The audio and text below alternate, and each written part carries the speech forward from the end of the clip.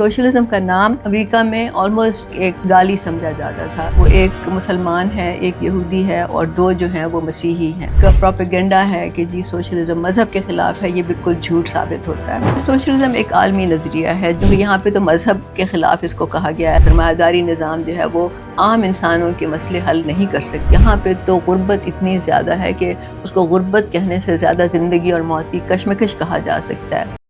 امریکہ سے ایک اور خوشخبری ہے، خاص طور سے لیفٹ کے لوگوں کے لیے جو لیفٹ کی سیاست پہ یقین رکھتے ہیں، لیفٹ کی سیاست کر رہے ہیں. پچھلے سال نومبر 2025 میں زوران ممدانی نیو یارک کے میئر الیکٹ ہوئے تھے اور وہ اپنے آپ کو ڈیموکریٹک سوشلسٹ کہتے ہیں. ڈیموکریٹک سوشلسٹ آف امریکہ ایک آرگنائزیشن ہے یو ایس میں جو کہ سوشلسٹ ہیں، جس میں سب لوگ. یہ ایک بہت ہی ناممکن بات تھی، مشکل تھی کہ وہ میئر الیکٹ ہوئے، کیونکہ ان کے سامنے جو امیدوار تھے وہ بہت طاقتور تھے، امیر تھے، پیسے والے تھے اور بہت عرصے سے سیاست میں تھے، جبکہ زوران ممدانی بالکل نئے ہیں. سب سے امپورٹنٹ بات یہ ہے، یہ اپنے آپ کو ڈیموکریٹک سوشلسٹ تو کہتے ہیں، اور سوشلزم کا نام امریکہ میں آلموسٹ کچھ عرصہ پہلے تک ایک گالی سمجھا جاتا تھا. اب تو خیر حالات بدل رہے ہیں، لیکن اس کے علاوہ یہ ایک مسلمان بھی ہیں اور ایک امیگرینٹ بھی ہیں. تو یہ تینوں چیزیں مل کے ان کو ایک بہت ہی چھوٹی منورٹی کا ایک حصہ بناتی ہیں. تو اس منورٹی کے ایک ممبر کے لیے نیو یارک جیسے شہر کا میئر الیکٹ ہونا ایک بہت ہی اہم بات تھی. اب یہ ہوا ہے کہ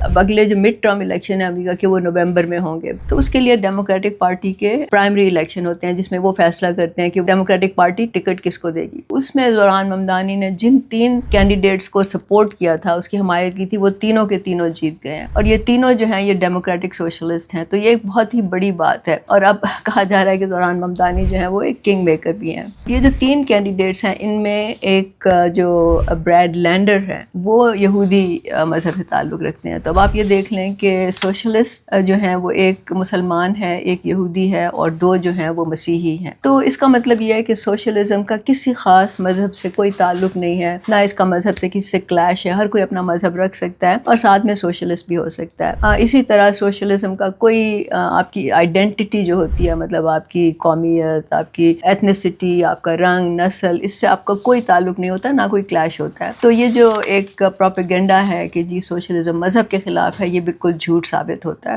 ایک اور جو امپورٹنٹ بات ہے وہ یہ ہے کہ نیو یارک امریکہ میں کیپٹلزم کا گڑھ ہے اور یہاں پہ سوشلسٹ کو بہت زیادہ مشکلات کا سامنا کرنا پڑتا ہے، کیونکہ یہاں پہ بڑی بڑی کمپنیاں ہیں، بڑے بڑے بلینئرز رہتے ہیں. یہاں پہ انٹرنیشنل کمپنیاں ہیں جن کا مفاد اس میں نہیں ہے کہ امریکہ میں سوشلزم نافذ ہو، لیکن ان کے مقابلے یہ لوگ جیتے ہیں. اصل جو فیصلہ ہے وہ تو ہمیں نومبر میں ہی پتہ چلے گا کہ باقی جو عوام جو ہیں وہ کتنا ایک ان کو پذیرائی دیتے ہیں یا یہ جیتتے ہیں یا نہیں.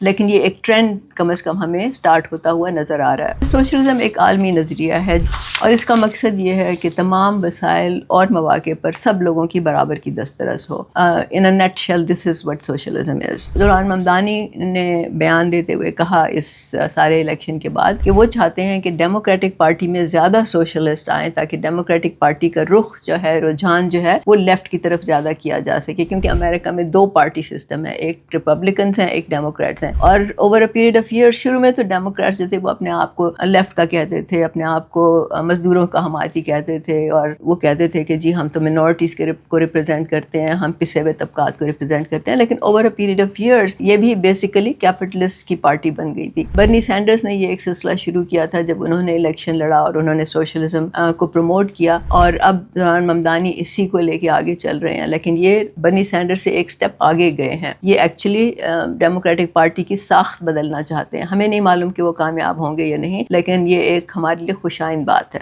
اور آپ کو یاد رکھنا چاہیے کہ امریکہ جیسے ملک میں بھی سوشلزم کے خلاف بہت زیادہ پروپیگنڈا ہوا ہے. پاکستان میں تو ہوا ہی ہے، کیونکہ یہاں پہ تو مذہب کے خلاف اس کو کہا گیا ہے، لیکن وہاں پہ یہ کہتے ہیں کہ جی سوشلزم کا کوئی مستقبل نہیں ہے، سوشلزم پہ بہت سارے الزامات لگائے جاتے ہیں. لیکن اب وقت کے ساتھ یہ بالکل واضح ہو گیا ہے کہ امریکہ اتنا بڑا امیر ملک ہونے کے باوجود، دنیا کا سب سے بڑا سرمایہ دار ملک ہونے کے باوجود، اپنی ساری طاقت کے باوجود ابھی تک اپنے ملک میں غربت کو ختم نہیں کر سکا، تمام بچوں کو معیاری تعلیم نہیں مہیا کر سکا، تمام شہریوں کو معیاری علاج کی سہولتیں نہیں مہیا کر سکتا، بے روزگاری کو ختم نہیں کر سکتا، جو رہائش رہائش کا بحران ہے وہ یہاں پہ موجود ہے. تو یہ سارے مسئلے جو ہیں اس بات کو کا ثبوت ہیں کہ سرمایہ داری نظام جو ہے وہ عام انسانوں کے مسئلے حل نہیں کر سکتا. اس سے آپ کی جی ڈی پی بڑھ سکتا ہے، آپ کو لگتا ہے کہ جی آپ کی خوشحالی ہو رہی ہے، ترقی ہو رہی ہے، اور اس میں سے کچھ جو حصہ غریبوں کو ملتا ہے وہ شاید تھوڑا سا زیادہ ہو جاتا ہے، تو اوور آل لگتا ہے کہ جی یہ بہت خوشحالی ہے، لیکن برابری کبھی نہیں آتی.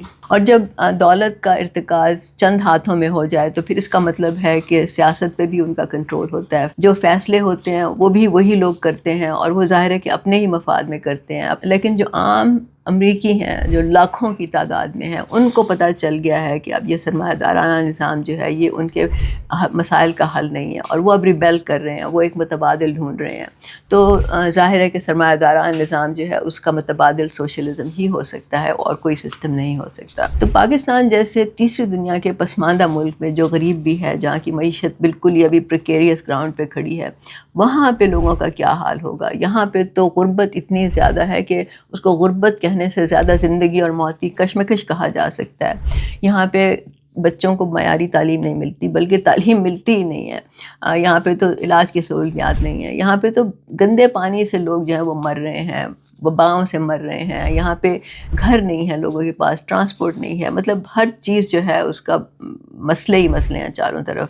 تو یہاں پہ لوگوں کو کم از کم سوچنا چاہیے کہ ان مسائل کا حل کیا ہے. لیکن پرابلم یہ ہے کہ یہاں پہ لوگ یہ باور کر کے یہ سوچ کے بیٹھ گئے ہیں کہ یہ سب ان کی قسمت میں لکھا ہوا ہے. ان کو یہ ان کے دماغوں میں ڈال دیا گیا ہے کہ یہ خدا کی طرف سے ہے. امیری اور غریبی خدا کی طرف سے ہوتی ہے، خدا جو ہے وہ امیر و غریب بناتا ہے. تو اس کا مطلب یہ ہوتا ہے کہ وہ بیسیکلی کوئی جد و جہد نہیں کرتے، وہ بلکہ سوچتے ہی نہیں ہیں، ان کے دماغ جو ہیں وہ بند ہو چکے ہیں.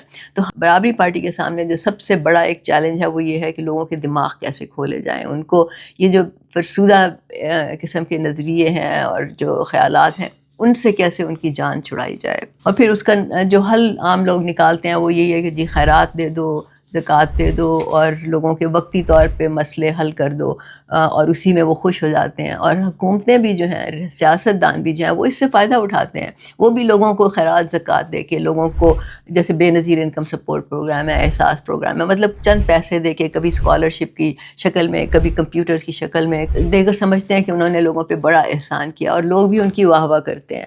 تو یہ ٹرینڈ جو ہے اس کو ہم ختم کرنا چاہتے ہیں. لوگوں کو پورے حقوق ملنے چاہیے. صرف چند بچے کھچے جو سکے ہیں وہ لوگوں کے سامنے پھینک کے خیرات کے طور پہ، اس پہ لوگوں کو قناعت نہیں کرنی چاہیے. اب امریکہ میں تو لوگوں کو سمجھ آ گئی ہے، تو ہم امید کرتے ہیں کہ پاکستان میں بھی آ جائے گی. اور پاکستان میں تو پرابلم یہ ہے کہ ایک شخصیت پرستی، خاندانی جو سیاست ہے اس کا رجحان بہت زیادہ ہے، اور لوگ جو ہیں وہ انہی کے پیچھے چلتے ہیں جن سے ان کو لگتا ہے کہ ان کو وقتی طور پہ کوئی فائدہ ہو جائے گا. کسی کو کوئی نوکری مل جائے گی، کسی کا کوئی کام ہو جائے گا، کسی کا علاج ہو جائے گا. بس انہی کاموں پہ لوگ جو ہیں وہ خوش ہیں اور ان کی غلامی کرتے رہتے ہیں. بالکل. تو یہ آپ کو یاد رکھنا چاہیے کہ معیشت جو ہے وہ فنڈامنٹل بنیاد ہوتی ہے کسی بھی ملک کی، کسی بھی معاشرے کی.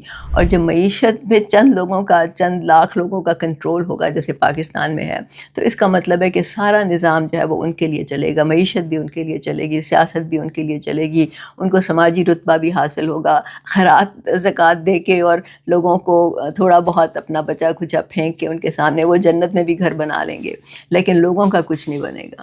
تو سوشلزم کا مطلب یہ نہیں ہے کہ ہر کسی کو برابر جو ہے دولت برابر تقسیم کر دی جائے گی، بلکہ اس کا مطلب یہ ہے کہ پوری جو معاشرے کی، ملک کی جو معیشت ہے وہ تمام کروڑوں لوگوں کے لیے چلے، نہ صرف یہ کہ ان چند لاکھ لوگوں کے لیے. مطلب جو بھی دولت بنتی ہے ملک میں، پیسہ بنتا ہے ملک میں، جو بھی چیز اگتی ہے، بنتی ہے، ملتی ہے ملک میں، وہ تمام لوگوں کے لیے ہونی چاہیے، نہ صرف یہ کہ چند لوگ اس پہ قبضہ کر کے بیٹھ جائیں. سوشلزم کا مطلب یہ بھی ہے کہ ہر بچے کو معیاری تعلیم ملے، ہر شہری کو معیاری علاج ملے، ہر ایک کو باعزت گھر یا رہائش کی جگہ ملے، اور پھر ان کی باقی تمام ضروریات پوری ہوں: بجلی، پانی، کھانا، کپڑا، گھر، تحفظ، انصاف، عزت، انٹرنیٹ. یہ تو اب بنیادی حقوق میں شامل ہیں. پاکستان میں کتنے لوگوں کو یہ سب چیز حاصل ہے؟ آپ کے سامنے ہی ہے. اور وہ صرف اس وجہ سے ہے کہ آپ لوگ، جو عام لوگ ہیں، وہ امیروں کی خوش آمد میں لگے ہوئے ہیں، اور ان سے تھوڑی تھوڑی مراعات کے بدلے میں تھوڑا تھوڑا آپ کو وہ کچھ دے دیتے ہیں. اس کے بدلے میں آپ ان کے حمایتی بنے ہوئے ہیں اور ان کے غلام بنے ہوئے ہیں اور ان کے لیے آپس میں لڑتے ہیں. تو یہ ٹرینڈ جو ہے یہ ختم ہونا چاہیے.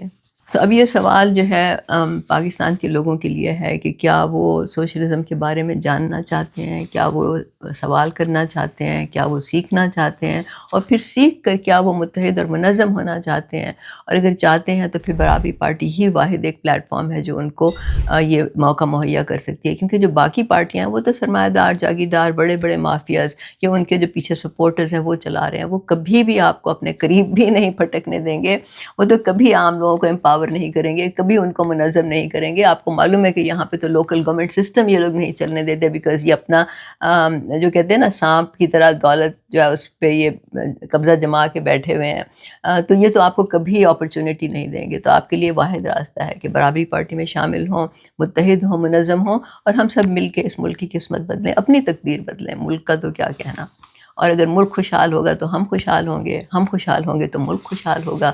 It's a very simple method. Thank you.